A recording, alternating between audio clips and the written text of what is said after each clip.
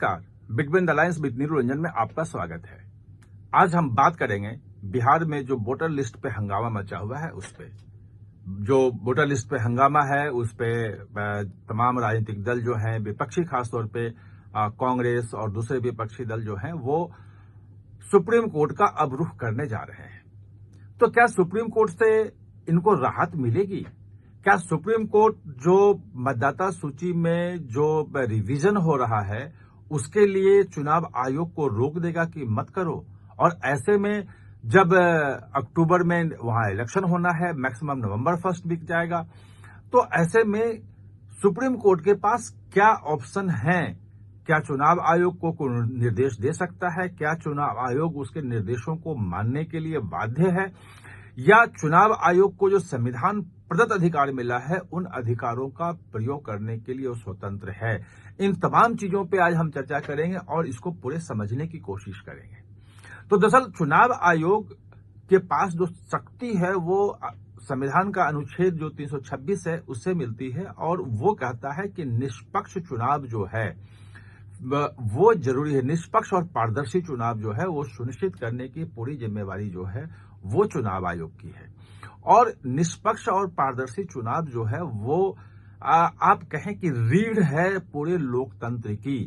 क्योंकि संविधान जो है वो be the people of India से शुरू होता है, और be the people of India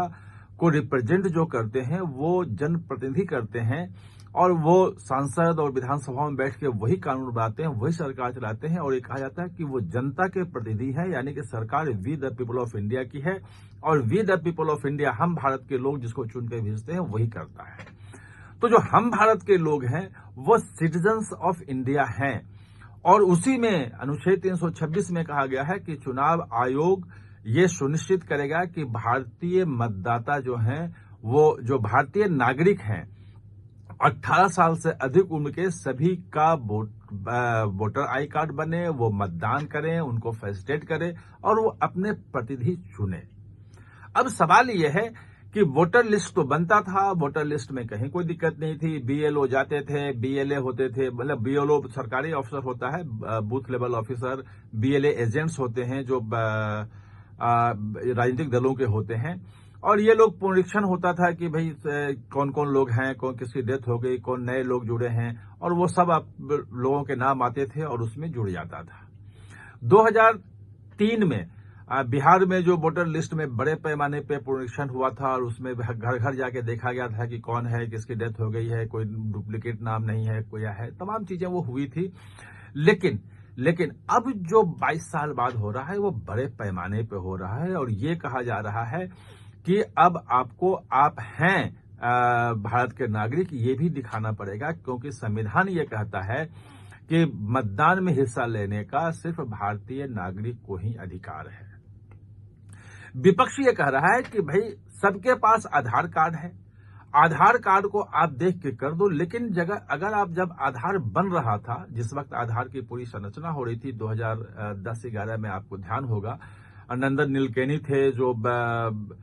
UDI के उनको चेयरमैन बनाया था, उनको जिम्मेवारी सौंपी थी मनमोहन सिंह ने, प्रधानमंत्री ने, और चिदम्बरम थे वो गृह मंत्री थे, और उस वक्त पूरी डिबेट हुई थी आधार को लेकर के, और चिदम्बरम का कहना था कि आधार कार्ड सिर्फ उसी का बनना चाहिए जो भारत का नागरिक हो। नंदन नीलकेनी का कहना था कि नहीं, आधार कार्ड नागरिकता का प्रमाण पत्र नहीं होगा, कोई व्यक्ति भारत में रह रहा है, अगर भारत में कहीं भी कोई है तो उसकी पहचान के लिए सिर्फ है, इसको नागरिकता से नहीं जोड़ सकते हैं। यानी कि डिबेट के मूल में ही है कि आधार नागरिकता का कहीं कोई प्रमाण पत्र नहीं है। यानी कि जो और सब हम जानते हैं कि कितने फेक आधार बने हैं, किस ढंग से आधार बने हैं, राष्ट्रपति के नाम पे कैसे फर्जी आधार बनने की कहानियां आई हैं, किसी के किसी भी कहीं भी किसी नाम पे बन रहा है आधार, और आधार जो है फर्जी बनने की बहुत सारी घटनाएं, बहुत सारी खबरें अखबारों में छपती रहती हैं। तो सवाल यह है कि जिसके जो नागरिकता जिसे पुष्टि नहीं होती है वो नागरिकता का आधार कैसे हो सकता है, और उसके आधार पर वोटिंग राइट कैसे दी जा सकती है। जो चुनाव आयोग का तर्क है ये है। जो विपक्ष भी कहता है, जो बातचीत हुई थी, जो अभी प्रेस कॉन्फ्रेंस भी हुई, कल भी हुई, परसों भी, उसमें उन्होंने कहा कि भाई चुनाव आयोग को अधिकार है, उस अधिकार को हम चुनौती नहीं दे रहे हैं, हम सिर्फ ये कह रहे हैं कि कागज सबके पास नहीं है, नागरिकता का प्रमाण पत्र सबके सामने नहीं है, और ऐसे में बहुत सारे लोग वंचित रह जाएंगे। उनका ये भी कहा था कि बहुत सारे लोग जो हैं वो बाहर काम करने के लिए जाते हैं, सीजनल भी जाते हैं और इस वक्त वहां पे वो वापस नहीं आ सकते हैं, तो वो कैसे बता पाएंगे कि वो अपना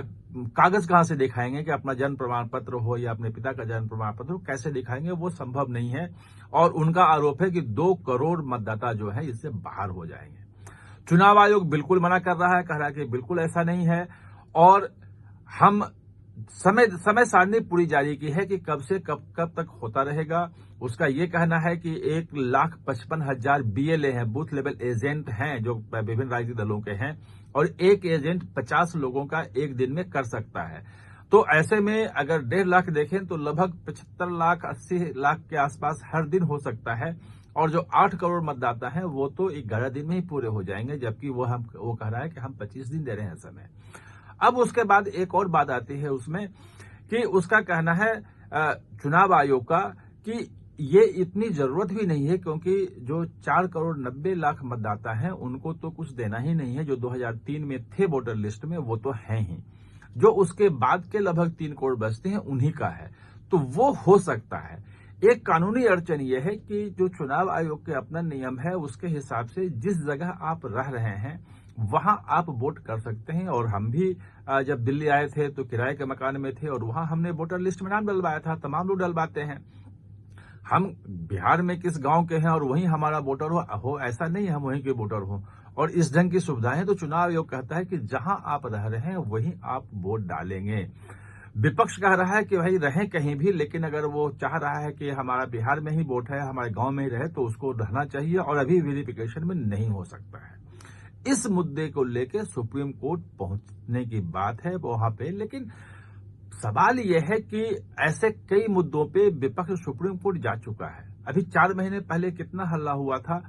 कि वक्फ बोर्ड जो वक्फ संशोधन जो कानून बना था उसके खिलाफ जो है कि सुप्रीम कोर्ट गए थे और कहा तत्काल इस पर रोक लगा दी जाएगी और बहुत सारी चीजें आई थी। और उस वक्त भी हमने वीडियो बनाया था और कहा था कि सुप्रीम कोर्ट के लिए आसान नहीं होगा। आज भी मैं कह रहा हूं कि सुप्रीम कोर्ट के लिए चूंकि संविधान चुनाव आयोग को यह अधिकार देता है और स्पष्ट अधिकार है, उसमें कहीं कुछ नहीं है, सीधी सीधी बात है कि 18 साल से अधिक उम्र का जो भारतीय नागरिक होगा वो मतदाता होगा और उसके मतदाता होने का जो अधिकार है वो सुप्रीम कोर्ट तय करेगा कि वो मतदान करे। कोई बाहरी व्यक्ति जो देश का नहीं वो मतदान न करे। ऐसे में कुछ ग्रे एरिया हैं कि बहुत सारे लोग जो हैं गरीब हैं, जो अखबारों में अब आनी भी शुरू हो गई हैं कि उनके पास ये कार्ड नहीं है, उनके पास वो नहीं है, तो उसके लिए क्या रास्ता निकलेगा वो देखा जा सकता है। हो सकता है कि सुप्रीम कोर्ट कुछ और बीच का रास्ता निकाल के कुछ सुझाव दे, लेकिन जो मतदाता सूची में जो गहन